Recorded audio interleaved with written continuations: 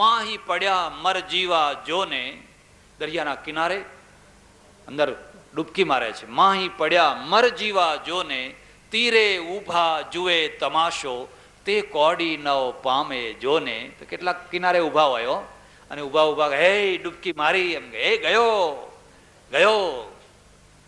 વળી પાછો પેલો છાબડી ભરીને લાવે, રેતી હોય, ધૂળ હોય, કચરો હોય, એમાં એકાદ કોઈ વાર 25 ડૂબકીઓમાં એકાદ મોતી આવી જાય તો આવી જાય, પણ એ મોતી લાવવાનો. તીરે ઊભા જુએ તમાશો, તે કોડી નવ પામે જોને. એમના હાથમાં તો કોડીએ નથી આવવાની.